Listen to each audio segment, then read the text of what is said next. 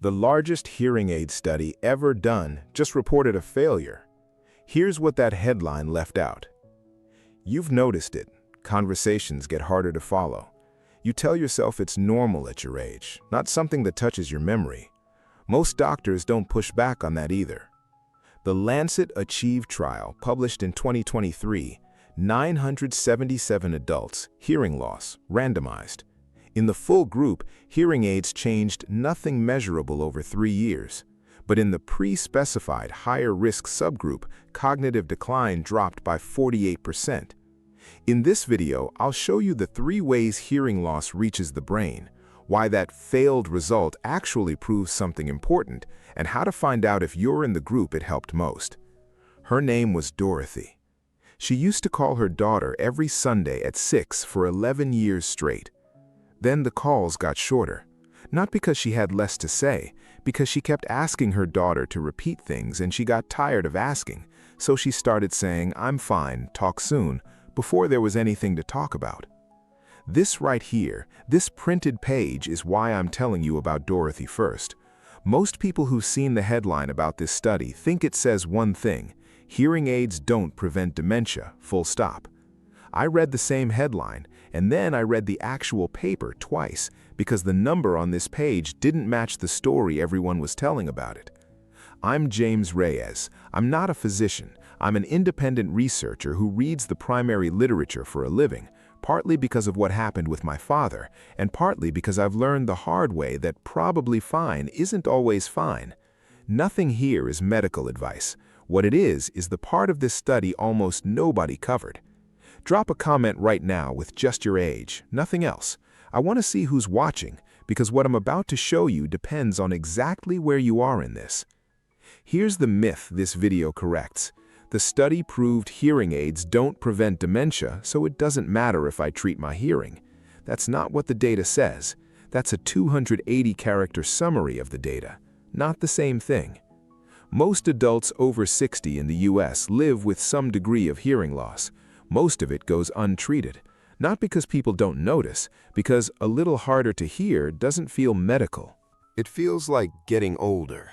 For decades, that's how it's been treated by almost everyone, including most doctors. A quality of life issue, not a brain issue. That's the gap this video is about. Let me say this carefully because I want to get the order right. The research connecting hearing loss to dementia risk isn't new. It's been building for over a decade. What's newer, and what most people have never heard explained clearly, is that there isn't one single path from your ears to your memory. There are 3. The first is the most intuitive. When your brain works harder to decode sound, it has fewer resources for memory and processing speed. The second is the one almost nobody connects to this topic.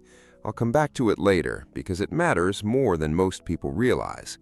The third is still being studied, a possible shared biological pathway between the auditory system and the brain regions most vulnerable to decline. Researchers aren't fully settled on that third one yet. I'm not going to pretend they are. In my view, this is one of the most underexplained relationships in senior health media right now, not because the data is hidden, but because it gets compressed into a single soundbite. Hearing loss causes dementia. That's not quite right either, and flattening it that way does a disservice to the people who actually need this information. And that gap between what 3 lines of research actually show and what gets repeated as a single soundbite is costing people the chance to act early, while acting early still matters most. My grandmother, my mother's mother, developed cognitive decline that became severe by her last years. She also had osteoporosis, which is what most of the family talked about at the time. Looking back, with what I've spent years reading, I remember something else. In the years before her diagnosis, she kept turning the television up louder than anyone else in the house was comfortable with. Nobody in the family connected that to her brain, including me. I want to be precise here. I'm not telling you her hearing loss caused her decline. I don't know that, and no one could know that from one family story. What I am telling you is that nobody was even asking the question at the time. And now, the research says maybe they should have been. This isn't about blame. It's a question nobody in my family thought to ask because nobody had reason to connect those two things back then. No reason to ask back then. If hearing loss can quietly open the door to a completely separate risk factor for memory decline, one that has nothing to do with your ears, would anyone in your life know to watch for that connection? The number on this page, the one that says the biggest hearing aid trial ever conducted found no effect, is technically true, and it is almost completely misleading. Not because the researchers did anything wrong, because of who was actually in that number and who wasn't. Who wasn't in it? That's the real story. What I found going back through this paper is that the gap isn't in the data, it's in the headline. Here's what it left out. In 2023, the Lancet published the ACHIEVE trial, the largest randomized controlled trial ever conducted on hearing intervention and cognitive decline. Nearly 900 adults, ages 70 to 84, all with untreated mild to moderate hearing loss, none with significant cognitive impairment at the start. Half got hearing aids and counseling, half got a health education control. 3 years of follow-up. When researchers looked at the full combined group, all 977 people, the cognitive change over 3 years was almost identical between groups, a decline of 0.200 in the hearing aid group versus 0.202 in the control, a difference so small it wasn't statistically meaningful, p-value of 0.96. That's the number that became the headline, "Hearing aids don't prevent dementia." Technically accurate for that specific number in that specific combined group. 3 weeks ago, I was going back through the secondary analyses of this same trial because something about that headline never sat right with me. And here's what almost no one reported. ACHIEVE was actually built from 2 existing study groups merged into one trial. One of them, called ARIC, had been following an older, higher cardiovascular and cognitive risk population for years before the trial even started. That subgroup wasn't an accident or a post hoc slice researchers went looking for after the fact. It was specified in the design before the data came in. If a single study can contain a population where an intervention barely moved the needle and a separate population where the same intervention cut cognitive decline by nearly half, which number do you think made it into most headlines? In that higher risk ARIC subgroup specifically, the participants who came in already carrying more cardiovascular and cognitive risk factors, hearing intervention reduced the rate of cognitive decline by 48% over 3 years compared to the control group. Not a typo. 48%. That's not statistical noise. That's the kind of effect size that, in most areas of medicine, would be the headline, not a footnote. Think back to your last hearing test, if you can remember one at all. Drop the number of years since then in the comments. I'll tell you whether that gap is one worth closing. A woman named Carol, 74, recently widowed, living alone for the first time in 40 years, fits almost exactly the profile of that higher risk group. Higher cardiovascular risk from a decade of untreated high blood pressure. Living alone, which the literature already flags as an independent risk factor on its own. Carol isn't someone I interviewed for this video. She's a composite of the kind of person this subgroup actually represents. The kind of person most likely to read "hearing aids don't help" and quietly decide it isn't worth the appointment, the cost, or the conversation. And that's exactly the group the full population number erased. This is, in my view, one of the clearest examples I've seen of how a technically correct statistic can still actively mislead the exact people who most need accurate information. The researchers didn't bury it. It's in the supplemental analysis, published openly. The problem was never the data, it was the 12-word version of the data that traveled. A follow-up secondary analysis published in 2025 went even further, narrowing in on the quartile of participants with the single highest predicted dementia risk going into the trial. In that quartile specifically, hearing intervention was associated with a 58.1% reduction in the rate of cognitive decline, with a 95% confidence interval ranging from 31.4 to 90.9%. I want to be precise about what that confidence interval means, because precision matters here. It means the true effect could plausibly be as modest as roughly 31% or as strong as over 90%. What it does not mean is no effect. Every part of that range sits well above zero. Above zero, the whole range. Now here's where it gets counterintuitive. This study raises a question almost nobody in this space asks out loud. If untreated hearing loss is a door into a separate risk, what's walking through it?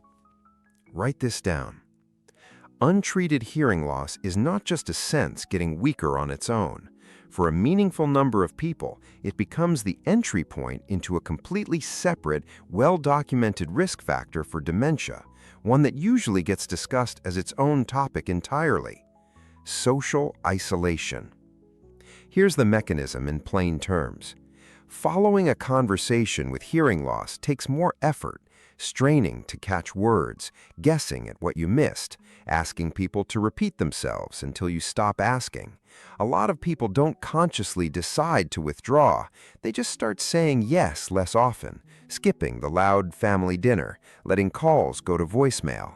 None of it feels like a decision. It feels like getting tired of trying. And social isolation, completely on its own, independent of hearing, is already one of the most consistently documented risk factors for dementia in the aging research. The 2024 Lancet Commission on Dementia Prevention named midlife hearing loss the single largest modifiable risk factor for dementia among the 12 factors it identified.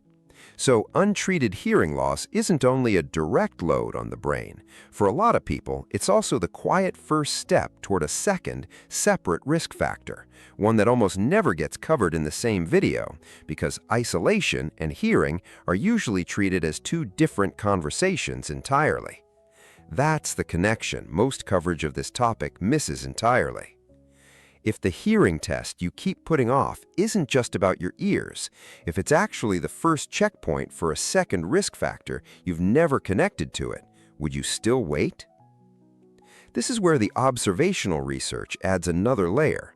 A 2023 study out of Johns Hopkins Cochlear Center for Hearing and Public Health, led by Dr. Frank Lin, followed more than 2,400 older adults and found dementia prevalence was 61% higher among those with moderate to severe hearing loss. In that same population, hearing aid use was associated with a 32% lower prevalence of dementia. 61% higher, 32% lower. I have to be careful with how I say this because wording matters here. This is observational data. It shows an association, not proof the hearing aid itself caused the lower number. People who get hearing aids may differ in other ways from people who don't. More frequent doctor visits, more engagement with their own health. The researchers know this. I want you to know it too. But put the two pieces of research side by side, the randomized ACHIEVE trial showing a real effect concentrated in higher-risk people, and the Johns Hopkins observational data showing the same pattern at a population level, and you get something more convincing than either piece alone. Two studies, one pattern. A man named Robert did something most people in this story didn't do. At 67, after his wife mentioned 3 times in 1 week that he wasn't responding to her, he booked a hearing test that same week. The test found moderate hearing loss in both ears. He started using hearing aids within the month. Robert isn't in the higher-risk ARIC subgroup. He doesn't have the cardiovascular risk profile that group represents. But that's the point of his story. The 48% finding tells you who benefited most in this trial. It doesn't tell you treating hearing loss is pointless outside that subgroup. It tells you the benefit varies by who you are, and the only way to know is to get tested. The only way to know is to get tested. This is, in my opinion, the most common misreading of subgroup findings in health journalism, treating the effect was strongest here as if it meant the effect only exists here. That's not what a pre-specified subgroup analysis says. It's not what this trial says either. Strongest here, not only here. I've seen this exact misreading happen with other trials too. A result gets averaged across a wide population, the average looks unremarkable, and the people who actually needed the finding most never hear about it. Achieve isn't an isolated case of bad reporting. It's a pattern in how trial results travel from a method section to a headline. So here's where that leaves the question I opened this video with. The one about my grandmother and the television volume nobody connected to anything at the time. I still don't know and can't know whether treating her hearing earlier would have changed her path. Nobody can answer that retroactively for one person. What I do know now and didn't know then is that the question itself was worth asking, and in her case, in our family, it never was. So where does that leave you? Not with a verdict on whether hearing aids work, with a decision about your own risk group. You are not a passive recipient of a headline that flattened a far more useful study into 11 words. Here are 3 concrete things to do with everything you just heard, not instead of talking to a professional, alongside it. First, get a full hearing test, not a quick screening, an actual audiologic evaluation. This matters regardless of which risk group you're in, because you can't know where you fall without a baseline. If it's been more than 2 years since your last one, that gap is worth closing. Second, bring this exact question to your doctor or audiologist. Based on my overall risk factors for cognitive decline, would treating my hearing now make a meaningful difference for my brain health? Notice what that question does. It doesn't ask, do hearing aids prevent dementia? Because that's the flattened version that started this whole conversation. It asks where you personally sit on a spectrum the research actually measured. Third, and this is the one almost nobody mentions, pay attention to the isolation pattern, not just the hearing test. Skipping calls, turning down invitations, going quiet in groups. Not as a hearing symptom, as a separate, independently documented risk factor that hearing loss may be quietly feeding. I think about a man I'll call Walter, 71, widower, whose daughter mentioned during a recent visit that he'd stopped going to his Tuesday coffee group at the community center. He told her it was too much trouble to get out the door. What he didn't say, what she pieced together later, was that the group had gotten louder over the past year, and following it had become exhausting in a way it never used to be. Nobody called it hearing loss. They called it Walter's slowing down. Not the same explanation. Only one leads to a test. A recommendation is not a verdict. Getting tested doesn't mean something is wrong. It means you'll actually know instead of guessing based on a headline written for clicks rather than clarity. I'm not your doctor, and that's exactly why I can tell you what your doctor's 15-minute appointment may not have had time to unpack. A no-effect result in a population-wide average and a no-effect-for-me conclusion are not the same statement. I'd tell my own family exactly what I'm telling you. Get the test, ask the specific question, watch for the isolation pattern. All 3, not just one. If the test you've been putting off isn't really about whether you can hear well enough to get by, but which risk group you're actually in, what's the real reason you haven't booked it yet? Carol, recently widowed, living alone, carrying the cardiovascular risk profile closest to that 48% finding, is who this video is for. Robert, who booked his test the week his wife mentioned the pattern, represents what acting on it looks like. Neither needed a guarantee, they needed accurate information instead of a slogan. And my grandmother, I'll say this one more time because it's the honest ending to where this started. I can't go back and answer the question her family never asked. What I can do is make sure you don't spend years not asking it either. Drop "informed" in the comments if you're walking away from this differently than you walked in. If this is the kind of research you want to keep seeing, the subscribe button is right there. I don't post every day. When I post, it matters. There's one more layer to this I didn't get into today. What social isolation does to the brain on its own, completely independent of hearing, and why it's one of the most under-discussed risk factors in this field. That's the video I'm working on next. One more layer, coming next. Nothing in this video is medical advice. Take these 3 steps to your next appointment, not instead of your doctor, alongside them. That's how this works. What's the one question about your own hearing or someone else's that you've never actually asked out loud because you assumed the answer was just getting older?